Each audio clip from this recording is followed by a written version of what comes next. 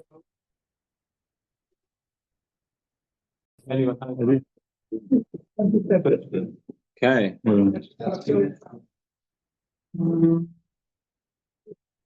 What's up, everyone? So just before I start, just a couple of words about Zmanim, because last time there was a fast, somebody asked me, there's a bit of confusion. There are a lot of different luchot out there which print the times.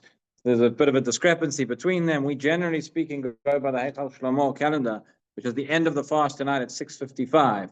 If you look on my Zmanim or other places, you'll find later times. It's a very, very complex topic, and I'm not going to go into it now, but essentially, the question is, when exactly is nightfall after Shkia? How many minutes? We generally speaking accept that 18 minutes after Shkia is considered nightfall already. We rely on that for Kriyat Shema, rely on that for many other things.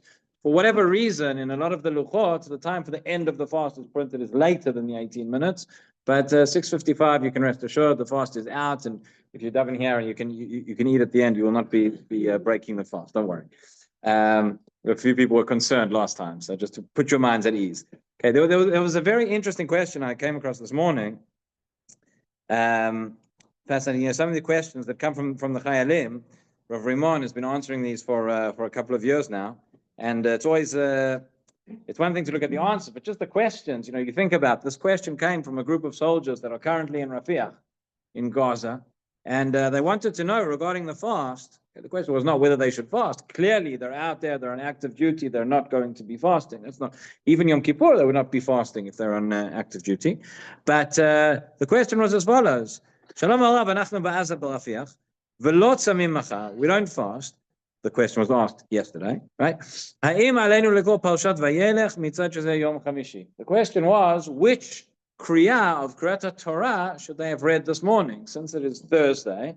We read Vaychal, the reading for the Tanit Tzibur, but the question is, if the majority of the minyan, or maybe everyone in the minyan, is not fasting, would you still be able to read the section of the that we read for a fast day? That was the question. Very interesting. And everyone unpacks it as follows. First of all, which the Shulchan Aruch. Shulchan Aruch in Hilchot Ta'aniyot is in Siman Taf Kuf Samech Vav. So there the Shulchan Aruch tells us as follows.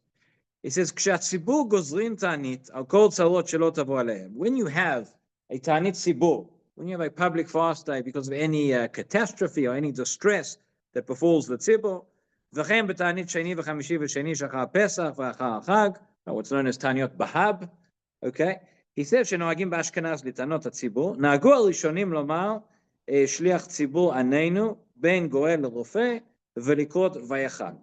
So he says there are two special additions that we add into our tefillot when we have a Ta'anit Tzibur. One of them is the bracha of Aneinu, which the Shaliach Tzibur says, which is a bracha in and of itself, right, in between Goel and Rofeh, between the 7th and 8th, between those brachot. And Likrot Vayachal, and we have a special Torah reading that we take out the Torah and we read. Now there, in this, the Shulchan Aruch is not talking about Tzom Gedalia or Tisha B'Av or any of the fasts that we have nowadays, but he's talking about any Ta'anit Tzibur, which again nowadays is very, very rare that we do this, but once upon a time was much more common.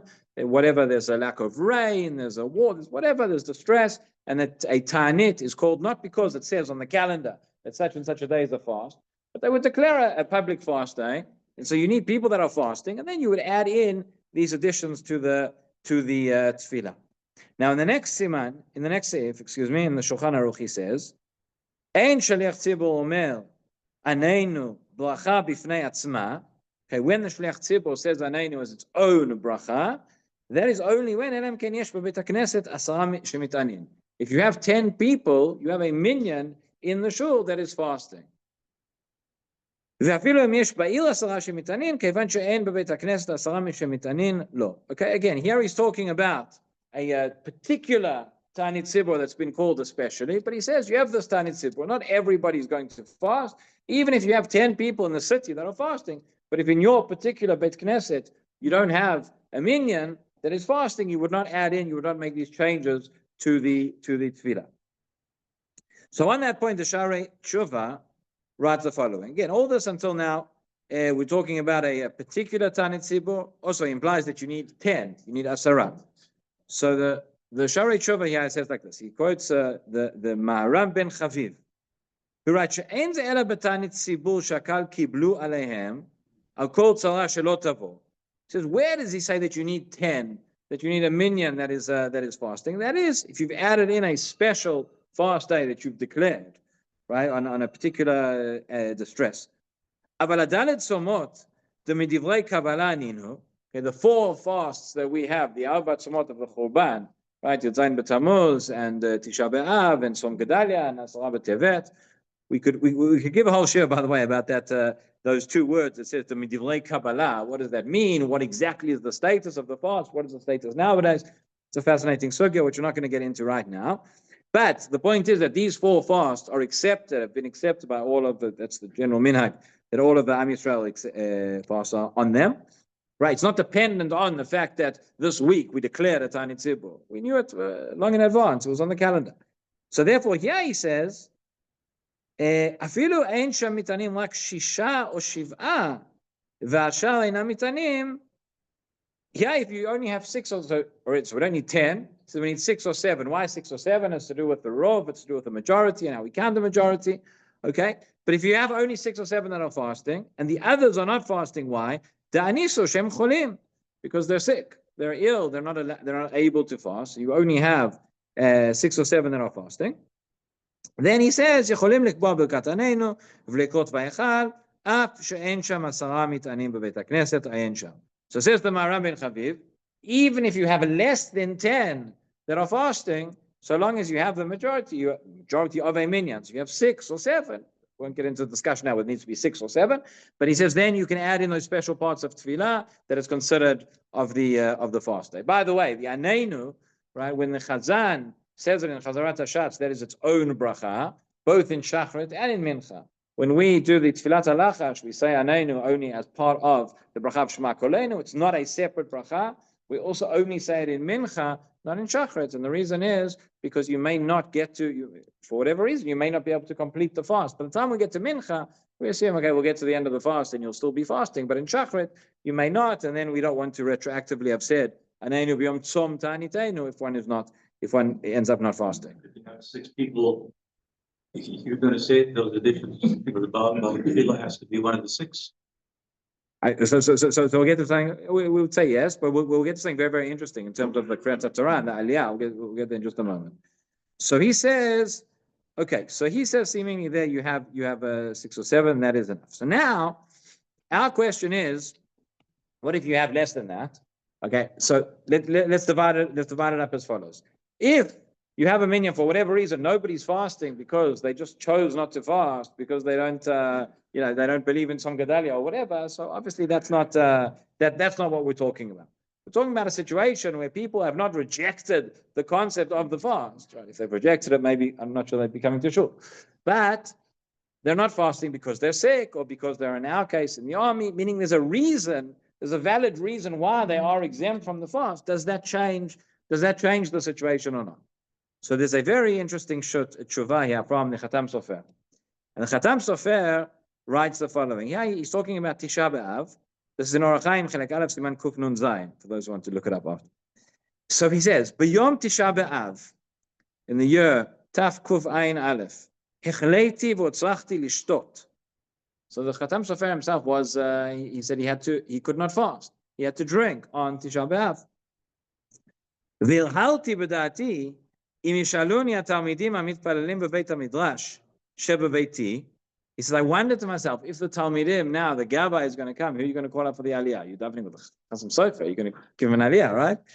So he says, I wondered to myself, if they would call me up, Ha'im yikauni la'alot oti l'Sept Torah lemincha, b'krat vayachal, ma'ashiv lahem. What should I do? Should I go up and I'm not fasting. Can I go and be part of the, get the Aliyah? ונראה לי פשוט יכולתי לעלות לתורה לקרות ויחל כמו שאר כל אדם. Says Chatam Sofer, seems to me, נראה לי פשוט. Whenever you have a responsa, and in halakha, whenever you find that it says it's pashut, it's obvious, it's anything but, right? So that's the clue. This is not going to be simple. But the Chatam Sofer says it's simple.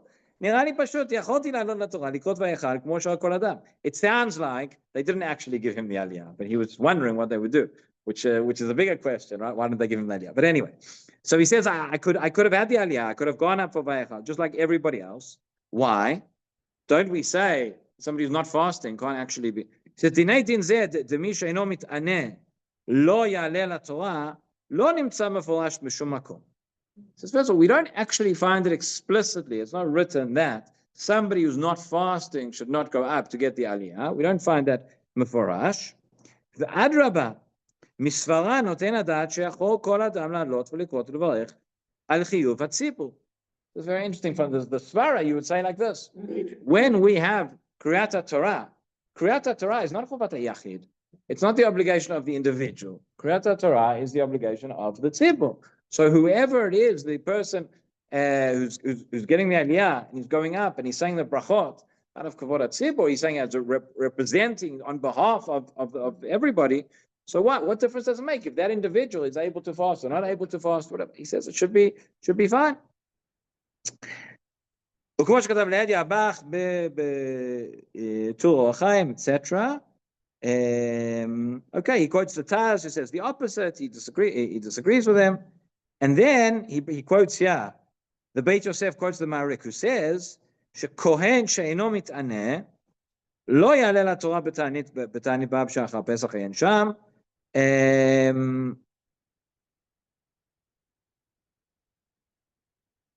okay, so he said he quotes there is a source in the Maariv where he talks about a kohen who is not fasting, who should not go and should not get the aliyah. And the Maariv writes as follows: says Nagu b'kol kehilot Tzarfat litanot b'hab achar Pesach v'Sukkot she'en kohen mit'aneh b'otam ta'aniyot yetze kohen mibeit hakneset. So he says on those that what they would do in these communities in kehilot Tzarfat, when they would have the ta'anit of Behab and they would have the kriyah of the fast day, if there was no kohen who was fasting, they would ask the kohen to leave so that they wouldn't have to have the aliyah. ולא ראיתי כהן מפקפק בדבר מעולם, לא אצא מבית הכנסת, אלא אקרא בתורה. And he writes, he says, we never found in all the years that this was happening, when they were telling the kohenim to leave, that never happened that there was a kohen who would get up and say, no, I'm not leaving, I'm going to have the aliyah. ובוודאי שאם היו יכולים הכהנים למחות, היו מוחים, אלא שאין בידם כוח לבטל ולסתור מנהג, ותחויים הם מפני כבוד הציבור. In other words, he says he wants to bring here a proof from the fact that how do we know that somebody who is not fasting should not be called up and should not get the aliyah of Vayachal on the Tanit Tzibur? It says from the fact that they asked the Kohanim to leave, and it never happened that if it was true, if it was true that they could have had the aliyah, then the Kohanim would have fought it out. They would have said, no, I'm going to stay in, even though I'm not fasting, I can have the aliyah. Okay, he brings here a little bit of a shaklatariya, and he brings that back and forth. But the point is, the Khatam Sofer, his conclusion is that since this is a Chovat HaTzibur, there's no problem, even somebody who's exempt from the fast, of receiving the aliyah, there should not be a problem. But then he says, at the end of the, I have it here somewhere, just one moment, yeah. He says, מכל מקום, להלכה אני אומר, ולמעשה צריך מיתון קצת.